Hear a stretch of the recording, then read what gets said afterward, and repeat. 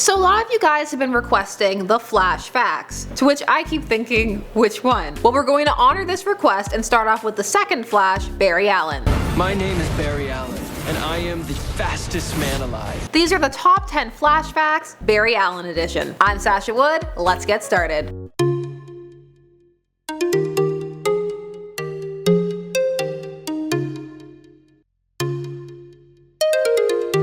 Some basic info at number 10. The Flash is immune to telepathy, but only the mind-reading element. You can still cripple him with a psychic blast. However, due to how quickly his brain is processing information, he's operating at a speed so quick, psychics can only grasp brief impressions of his thoughts if they even make the attempt. His brain is literally going a mile a minute. Knowing the Flash? Probably faster. Some Silver Age hilarity in at number 9. Barry Allen couldn't always travel through time unaided. Before that, he had to use the cosmic treadmill. This first appeared in the Flash number 125 in 1961, so that the Flash could travel forward in time to the year 2287 and battle aliens. Where does it come from? Never explained. It's a Deus Ex treadmill. Need to travel in time? Hop on the treadmill. It says something when running so fast you move in time is the more plausible explanation given for time travel. Still, this treadmill needs to be around forever. It's such a neat, silly concept. I love it. The debate about whether he was ever fully dead brings us to number 8. Is Barry's return to life a retcon? When Barry Allen died during the crossover event Crisis on Infinite Earths, it seemed a fitting, tragic, heroic end. That is until his death was retconned over 20 years later in 2009. However, Marv Wolfman, the author of Crisis, stated he never wrote Barry to be permanently dead,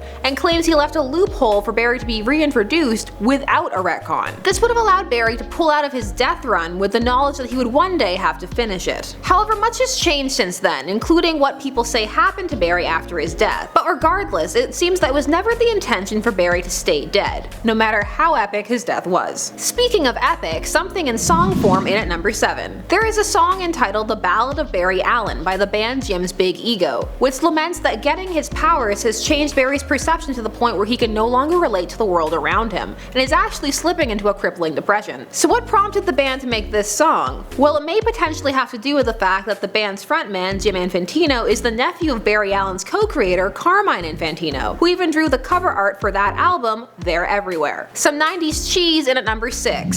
So there is a Flash TV series in the 90s, which starred John Wesley Shipp as Barry Allen. He now plays the Flash's father on the modern CW iteration. While many look back at this version and laugh, particularly at the costume, they may be surprised to know that there were 4 Flash suits made for that series, and that their costs together totaled $100,000. Shipp had to have his whole body cast for a latex mold. This mold was then treated to make the surface look like stretchy unitard material rather than rubber. In order to get into this outfit, Shipp had to wear cold, wet undergarments so he wouldn't overheat in the suit. A question of popularity brings us number 5. Barry Allen versus Wally West. There was controversy when Barry Allen came back to life. While many people love Barry Allen, even more so now thanks to the modern show, there were a significant portion of people during his 20-year absence who came to love Wally West, the third Flash who took up the mantle after his death. So Barry's return was not met with a unanimous hurrah, but with some contention of fans wondering why their Flash had to make way for this one. This anger was not helped when Wally was completely erased from the time period for a period of time. However, there have been multiple Flashes for quite a while in Flash continuity, so hopefully these two can now continue to coexist side by side. This coexistence was also made possible by Barry, which brings us to number 4. Barry Allen introduced the concept of the multiverse. Nowadays when you think of comics, most people know there are multiple realities, timelines, all of that jazz, just existing on top of / next to each other. Well, before Barry Allen, that just wasn't a concept that existed. The concept debuted in Flash of Two Worlds from the Flash number 123 in 1961, and this introduced Earth 2. This allowed Barry to meet Jay Garrick, who is a fictional character in Barry's world who was the Golden Age Flash. This meeting creates the idea of multiple continuities that would become a staple of the DC universe, and its many, many resets. So you see, Barry's always had a problem with timelines. It's not just on this new CW show. Even more history in at number 3. Barry Allen can be credited with starting the Silver Age. Barry Allen was created during this time period that we now know of as the Silver Age. This was when DC was able to successfully reignite reignite the superhero trend that had died out somewhat during and following the wartime era. Their plan was to take and repackage their Golden Age heroes for a new audience. The Flash was the first revival, with the second Flash appearing in Showcase number 4 in 1956. And Barry Allen was a huge hit and led to more Golden Age heroes being revived, such as the Green Lantern. So for all of you who love Hal Jordan, well, you can thank Barry for that too. An oft forgotten but really interesting fact in at number 2. Barry Allen and the Reverse Flash, more modernly known in some circles as Professor Zoom, are related, or they were anyway. Barry Allen actually had a twin brother who it was thought had died at birth. However, in reality, another pregnant woman had had her baby killed due to the negligence of the drunk doctor on call. In order to cover up her mistake, she took one of the twins from the Allen family and gave it to the second woman, that woman being Charlene Thawne. Allen's brother Malcolm was raised by the Thawnes, a family of petty criminals, and came to hate his twin once he learned of his existence. This eventually led him to become the villain, Cobalt Blue. The rage created during this period eventually made its way all the way through time to his descendant, Eobard Thawne. It's not often brought up these days, but that would be a neat dynamic to bring back. I'd watch or read the hell out of that. And number 1, the Flash killed the Reverse Flash. For those who were shocked by the neck break in Man of Steel, well, that's not the first time a hero has murdered one of their villains like Steven Seagal. Wonder Woman did it to Maxwell Lord, and Barry Allen did it to Eobard Thawne. After Barry's marriage to Iris West, she was killed by the Reverse Flash, who Barry then chased into the time stream and left him there. However, when Barry met and fell in love with a new woman, Fiona Webb, and made plans to marry her, the Reverse Flash re-emerged and said he would kill her too. In an attempt to stop him, Barry ended up locking his arms around him mid-run and killing him instantly, snapping his neck. The result was a storyline that lasted for 2 years, wherein the Flash had to stand trial for his actions. The storyline was called Trial of the Flash. So those were the top 10 Flash facts, Barry Allen edition. Did you learn something about Barry Allen?